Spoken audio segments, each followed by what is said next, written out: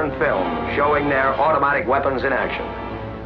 These are the weapons we're up against in the European and Mediterranean theaters of operation. Hi there. Welcome to 1944. Now I see you've come here today with many questions above your head. Yes, that does say the front line's 25 yards away. But don't worry, it's just a reenactment. Now, when going into the reenactment, there's a few things you'll want to know, including how to take a hit. Now, this must be done professionally and with realism. In this video today, we'll be showing you how to do just that. Die like a pro. Hi there. Welcome back. Just a few moments from now, we'll be going out on patrol. On this patrol, you'll need to know a few fundamental things. One of them, knowing how to die like a pro. Now, you're a reenactor of the United States Army Reenacting Corps. Water, ammunition, you don't need them where you're going. No, sir. All you need is the fine ideals and methodologies of how to take a patrol hit.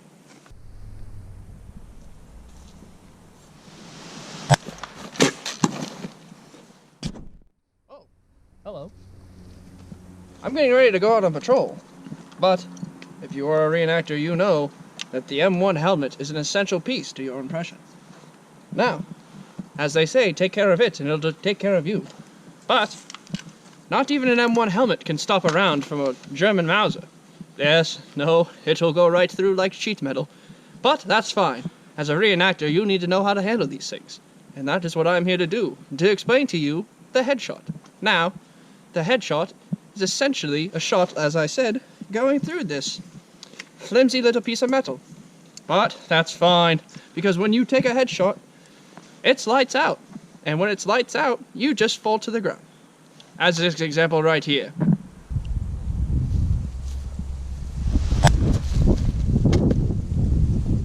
Welcome back. The next hit we're going to be talking about today is the running hit. Now, there's many fundamentals you must take into account for this hit. One of them being the caliber of the round and the speed at which you are traveling. If you're being hit by a high caliber round at high caliber speed, you are going to go flying. Now, smaller caliber round at a slightly lower caliber speed, then you might fall a little bit slower. Now, I'll be demonstrating that for you in a moment. Watch out for the helmet, watch out for gear, watch out for your weapon. Oh, hello. Come, take a seat. Take a load off for a while. Yes, the fighting out in Germany is mighty fierce. Mighty fierce indeed. There's many things you gotta worry about, including the MG42s, the K98s. Hell, even some mortars could be thrown your way once in a while. But don't fret, young reenactor. As the Germans like to do, it's the number 2, or in their language, zwei. Now, that goes into the double hit. The double hit is essentially a hit where you get hit by more than one type of projectile. This could be 2 K98 rounds, or an MG42. Now, when you are taking this hit, it is important to note where you would like to receive your first bullet. Wherever that first bullet lands is where you will be not being able to use that body part anymore. Now, that second bullet will basically put you out. Watch this next instructional video where it will demonstrate the example of the double hit.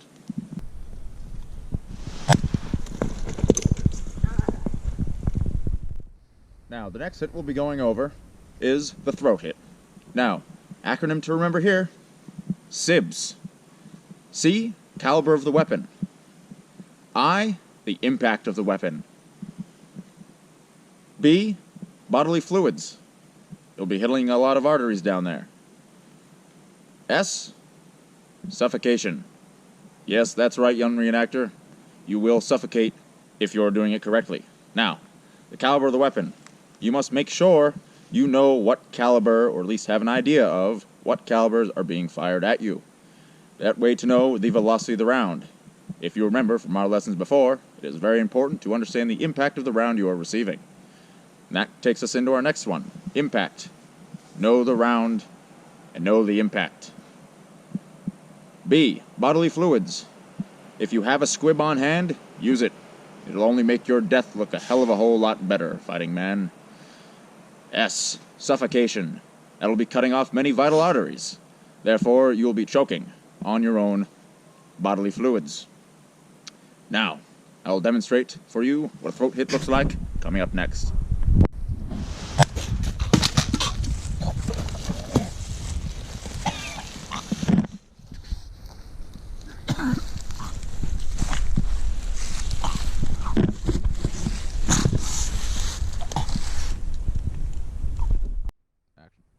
Oh, hello. I see you've made your way into my hole. This, as you see if you take a look around, is your standard issue Reenactor 17 TAC 439 hole, or, in layman's terms, a ditch. Now, this ditch provides the reenactor with many things: cover, concealment, or, most importantly, pertaining to you in this video, a place for where you can die. Now, should you decide to take this risk of dying in a hole, you will need to first make sure you know a couple different things. 1. Taking this hit is vitally dangerous and could cause harm to you or others, so make sure you are an experienced reenactor, or you could potentially seriously hurt yourself. 2. Observe the terrain. Make sure the terrain is suitable for you to take a death in, and potentially die comfortably, although many deaths are not comfortable in reenacting. But, as you grow older, young reenactor, you will know this. Now, enough about that. Just know, this is dangerous and should not be done without supervision. Now, if you are to take the tumble hit, things to keep in mind. Flailing your body is a must. No concern for your body is another must. You are going to get hurt, wet, and or severely harmed, if you're lucky. But, I regress. Watch this film on how to take the tumble hit, as I demonstrate to you in my Army T-17 TAC 3-4 fighting ditch. We got Jerry on the run!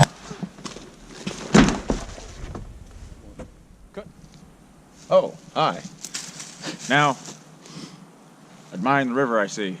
Yes, Europe does have some fine bodies of water in it, doesn't it? Well, during your time here in Europe, I'm sure you'll find plenty of great bodies of water. Go swimming in with your pals, and even just relax by the waterside if you get a chance. But the Army may have given you many methods to cross these bodies of water. One thing they may not have mentioned: how to take a hit inside them. Now, today's video, we'll be going over how to do just that. Here we see your average European stream. Not much to it, is there? But there's many things to be careful of, such as sticks, leaves, rocks, many things that could turn a fighting man's day upside down. Now, in a moment here, I'll be showing you just precisely how to take such a hit into one of these fine bodies of water.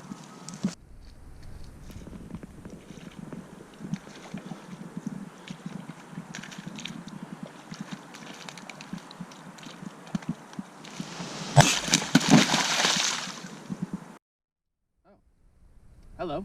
We're now once again hooking and jabbing with Jared. Seems to be over there somewhere. He's a shifty little fucker, but that's fine. Jerry over here thinks he's some well-trained shot. He very well could be. Snipers in Europe are dangerous, and they too could take your head off. Keep in mind that a sniper is a well-trained marksman.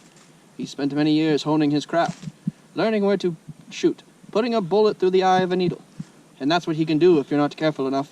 Out in these woods, the snipers can be lurking. So, if that is the case, keep in mind that you have the opportunity to have a sniper hit. Note that these will not be observed by many people, and essentially are useless. But, if you feel like flaring up the battlefield, you too could take a... Well, young reenactor, you've learned all you can from us. We've given you the tools after watching this film. Now, you will put it all together. Hopefully, by watching this informational film, you have learned everything you need to go and slay the Huns and Jerry in combat. But keep in mind that you too will take a hit every once in a while, and you will now know the fundamentals of taking a hit. For example, in this finale, you will see all of them come together, and we will show you when you are charging a machine gun bunker. Now, I would not recommend this unless you are, say, the 3rd Panzer Grenadier Division from Germany. They like to, every now and once in a while, charge a 30 caliber machine gun nest, which is not smart. But, as I said before, this will show you all of the fundamentals we have talked about, and then some. One more thing you got to be wary of when you go out hitting those battlefields is heavy artillery, ordnance, Ordnance of the highest and heaviest caliber. Mortars, grenades, rockets. You must be aware of all these things, for they will do much greater damage to you than a small little jerry bullet. Now, keep an eye out in this next piece of film, because you will see exactly what that looks like to be hit by heavy ordnance. Now, go die like a pro. Good luck, young reenactor.